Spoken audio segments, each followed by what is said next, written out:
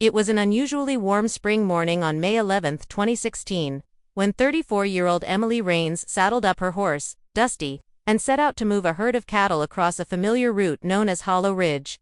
Emily had grown up on these lands, inheriting the ranch after her mother passed and her father became too ill to ride.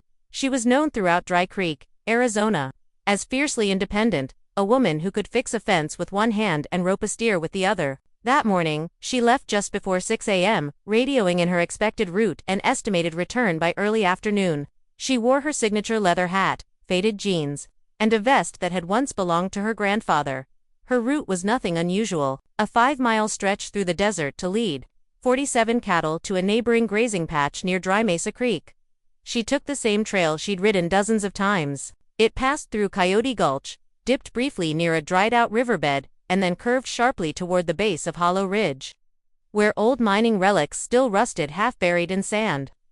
At around 9:42 a.m., she radioed ranch assistant Tucker Bell with a routine check-in. Her voice was calm. She said she was heading down the bend near the old well then. Static, no final words, no distress call, no sign of trouble. When she didn't return by sunset, no one panicked, not yet. Emily had been delayed before, often helping a calf give birth or fixing broken fencing along the way. But by midnight, with no contact and no sign of her or the herd, her father called the local sheriff. A search team was formed by dawn. They found hoofprints that abruptly ended near the southern ridge. Her tracks didn't continue. There was no sign of a struggle, no drag marks, no wheel prints, nothing that made sense. It was like she had ridden into thin air. Her truck and trailer were still parked at the trailhead where she'd begun the route. Inside was her backpack, untouched lunch, and a notebook where she scribbled grazing patterns. Her phone was missing, but the last GPS ping placed it at the same bend where she'd last radioed in. Search dogs were brought in, but strangely, they refused to move past a specific spot on the trail, a rocky patch surrounded by scorched-looking brush. Drone surveillance and helicopters yielded no clues either. Locals started whispering, "How can someone disappear in open land with no cover at all?" By the end of the third day, officials called it a baffling case with no leads. But to Emily's family, it was more than baffling, it was unthinkable. Her father, Hank, was convinced she hadn't wandered off, hadn't gotten lost, and certainly hadn't chosen to vanish. She knew that land like her own skin, he told reporters. If Emily went missing out there, then something or someone took her. But the desert held its silence. No ransom. No sightings, no evidence. Just an empty horizon. And a trail that ended where it never should have. By the time the second sunrise crept over the red-orange cliffs of Hollow Ridge, nearly 60 volunteers, including ranch hands, sheriff deputies, and local hunters, had joined the search for Emily Rains. Helicopters circled above with infrared scanners, while teams on foot combed the brittle terrain, inch by inch. The first major clue came just hours into the sweep, a cluster of cattle found grazing near the edge of a dried ravine, disoriented and dehydrated. All 47 head of cattle were accounted for, but the arrangement was odd. They weren't in any fenced grazing zone, nor near any water source. It was as if they had been abandoned in motion, as if something had interrupted Emily in the middle of her task. Then, about 10 miles from where she was last heard, a riderless horse was spotted, wandering near an old sandstone outcrop. It was Dusty, her loyal quarter horse, known to follow her everywhere. His saddle was intact, reins dragging, and there were no signs of injury, except for a strange burn-like mark on the side of his flank. Like he'd brushed something searing. Dusty didn't bolt when approached, but the ranch hands said he looked off, as though spooked by something he couldn't shake. But despite finding her horse, there was no trace of Emily herself, not a single bootprint or dropped item in the area. The landscape remained cruelly undisturbed. Search dogs were flown in from Phoenix. At first, the handlers were confident. But strangely, every dog refused to track past a half-mile radius from the ravine where the cattle had been found. They barked, whimpered, and dug at the sand in agitation, then simply stopped obeying commands. Several handlers later reported their dogs becoming physically ill after just a few hours in the zone. One deputy even claimed his handheld GPS glitched out, displaying flickering static and misaligned coordinates whenever he stepped closer to a specific rocky basin. The terrain itself began to feel hostile, like the desert was hiding something it didn't want found. Over the next week, the search expanded to a 25-mile radius, but nothing new surfaced. bloodhounds were rotated in. ATVs kicked up thick clouds of dust, mapping every gully and dry streamed. Volunteers slept in shifts inside tents and horse trailers. Still, no personal belongings, no scraps of clothing, not even a boot print. People don't just vanish without a trace, Sheriff Clay Harlan said in a press briefing, but here, she did. With temperatures rising and the terrain growing more dangerous, officials were forced to begin scaling back. It had already become the most resource-draining missing persons case in county history. As time passed, locals began marking Hollow Ridge as a place not to go near after dark. Whispers floated through dry creeks, diners, and gas stations, tales of strange lights at night, livestock behaving erratically, and hikers feeling watched in the southern desert. Some called it superstition, others something darker. But those who'd searched Hollow Ridge firsthand all said the same thing afterward. The place had changed. There was a heavy silence now, a presence that hadn't been there before Emily vanished. Her name became a ghost on the wind, spoken only with caution. And though the official search dwindled after 2 weeks, her family and the desert itself held on to the silence. In the days following Emily Rains' unexplained disappearance, Hollow Ridge didn't just become a crime scene, it became a legend. As search teams left and investigators ran out of leads, the locals of Dry Creek began talking in hushed voices.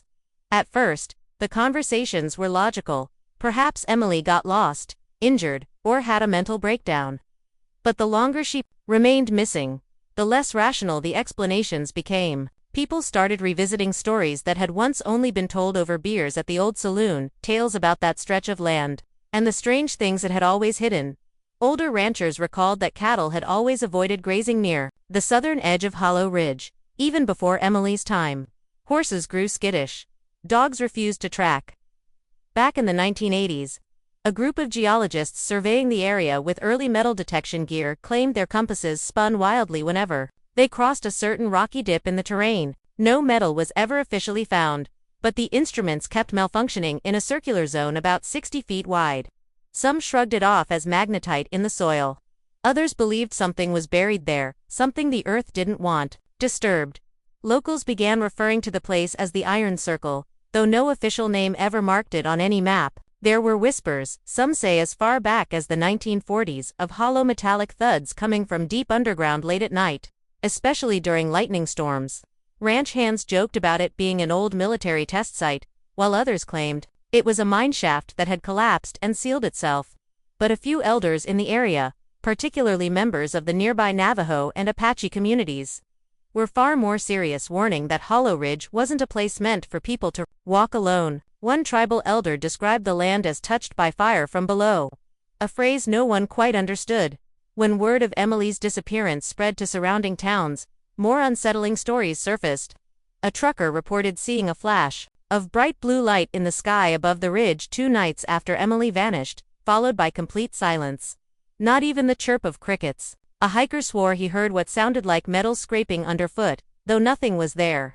One farmer claimed he woke up to find his barn's weather vane spinning rapidly in place, while the air around him was dead still. All unrelated, possibly, but in a town with few answers and a long memory, coincidence began to look like a pattern.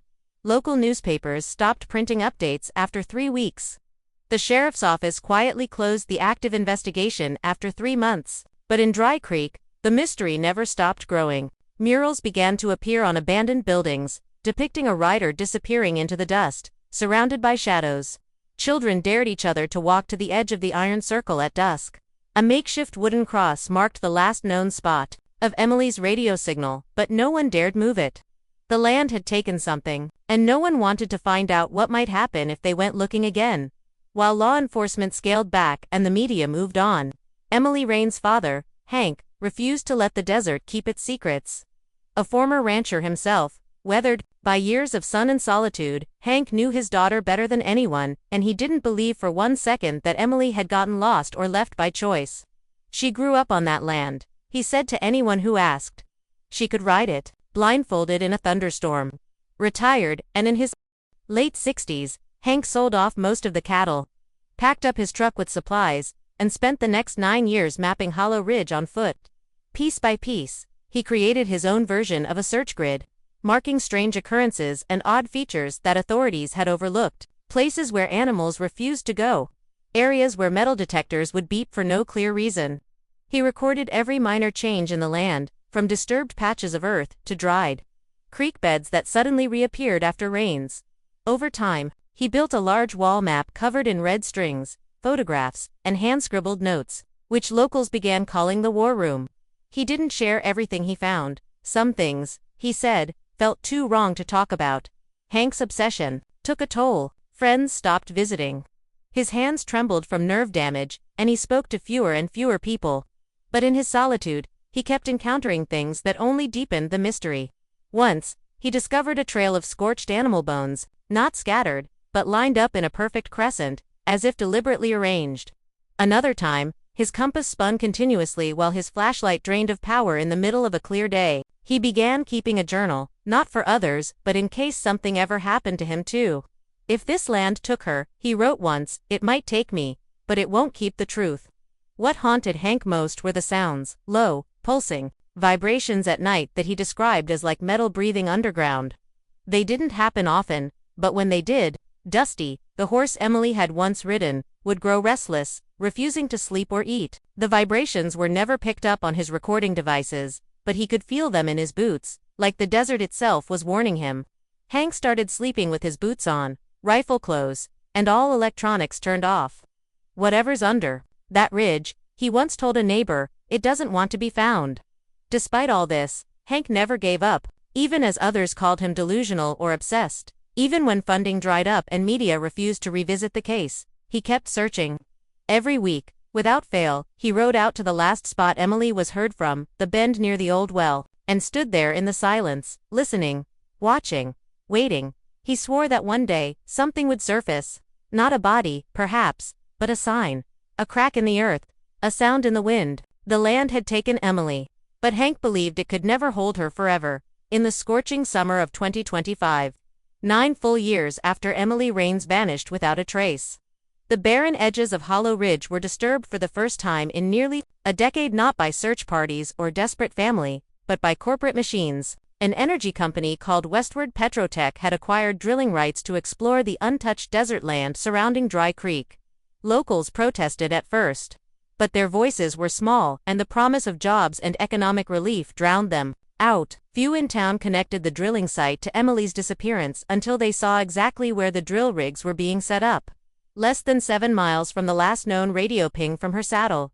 For the first few weeks it was business. As usual, workers installed rigs, tested soil density, and surveyed rock strata. But in early July, during a routine vertical bore test, one of the main drills struck something solid at just over 52 feet beneath the surface. The operator assumed it was bedrock until the sound changed. It didn't grind, it clanged, sharp and metallic, like hitting the hull of a ship. The machinery shut down automatically. When they pulled the drill bit up, it came coated not with stone or clay, but a fine black residue that smelled faintly of burned oil and charcoal. Confused but intrigued, the company paused operations and brought in a specialized excavation crew to investigate further. The team began unearthing something massive. At first, it appeared to be a twisted section of rusted piping, but as more of it was cleared, they realized they weren't dealing with industrial debris or abandoned mining gear. What emerged from the red dust was an object too smooth, too symmetrical, and far too out of place. A long, cylindrical form made of blackened steel, not corroded, but almost fused into the surrounding rock, as if it had been there for decades. Or centuries. It was sealed on all sides. No bolts. Seams. No visible door. Just a structure, buried and forgotten, or hidden, deep beneath the desert. Confused and increasingly uneasy, the crew brought in ground-penetrating radar. What they found chilled even the skeptics. The buried object extended deeper and wider than expected, possibly hollow inside, and emitting faint electromagnetic interference. That same night, multiple workers complained of migraines and nausea, prompting a temporary shutdown. One technician claimed that when he placed a stethoscope on the object's surface, he heard a faint, irregular clicking, almost like Morse code, but it didn't repeat. The data loggers couldn't explain the pattern. More alarmingly, several workers' radios stopped functioning entirely within a 20-foot radius of the object. Cameras glitched, batteries drained. The desert had come alive again. The company tried to keep the incident quiet, citing equipment issues in public statements, but rumors began to spread. Locals swore they saw strange lights flickering on the horizon late into the night, and a few claimed the drilling site had been surrounded by military trucks with no plates. Hank Rains heard about the discovery through an old friend who worked on the crew, and when he saw the photos, his hands began to shake. Not because of the metal object itself, but because of something else unearthed just a few feet away. From it, a strip of denim fabric, and a small brass badge with the letters RR Ranch, the very one Emily wore on her vest the day she vanished. The excavation didn't stop after the discovery of Emily's ranch badge. In fact, it escalated. Westward Petrotech, now under quiet pressure from federal observers, brought in a discreet team of structural engineers, forensic analysts, and geophysical experts to safely cut into the strange metallic structure buried beneath Hollow Ridge. After nearly a week of laser-guided excavation, a thin seam was discovered, not a door in the traditional sense, but a fused edge where the material had been superheated and sealed, as if something inside had been trapped or entombed. The metal surface bore no writing, no bolts, no industrial markings, only a strange, warped ripple pattern that distorted reflections in the midday sun. After intense cutting with diamond-tipped tools, the team finally managed to breach the structure. What they found inside wasn't industrial machinery or lost military hardware, it was a chamber, roughly 15 feet by 12, and unnaturally silent. The air was dry, sterile, and heavy. Lining the interior walls were scorch marks, streaks of soot, trailing upward as if a fire had ignited within, yet there were no obvious ignition points, no fuel sources, no ventilation. In the center of the chamber lay what appeared to be the fragmented remains of clothing, and most chilling of all, a tattered cowboy hat, half-burned but unmistakably the same style Emily Rains was known for. Clutched beneath it was something no one expected, a length of twisted leather reins, blackened at the ends, fused to the metal floor, but there was no body, not even bone fragments, no DNA evidence of human remains. Just a scorched denim jacket with a faded RR Ranch logo, melted fabric, and a set of charred cattle bones scattered loosely across the floor. Some had been crushed or partially fused into the metal surface, as though exposed to an extreme heat source from below. Experts were baffled. Whatever had occurred inside the chamber didn't match any known natural or man-made phenomenon. Forensic specialists described the burn pattern as impossibly localized, with intense thermal signatures focused only on the floor and lower walls, almost as if something had risen up through the ground, incinerating everything in its path in a matter of seconds. Even stranger were the objects embedded within the metal itself. During a close scan of the walls, one technician discovered what looked like finger impressions, human-shaped, deep pressed and fused into the inner surface as if someone had tried to claw their way out. The impressions were not recent. Metal tests suggested the surface had re-hardened at some point years ago, sealing whatever or whoever had been inside. A deeper forensic sweep uncovered what they described as unreadable etchings, faintly scorched into the lower portion of the inner wall. Most were indecipherable, but one section, just legible under high-contrast imaging, read, "It wasn't a cave. It opened beneath me. The noise, ... It wasn't wind." The writing ended abruptly, scratched as if in panic, and possibly written by Emily herself. As news of the find leaked to a handful of insiders, Petrotech locked down the site. Drone footage was confiscated. Workers were rotated out. Cameras were banned.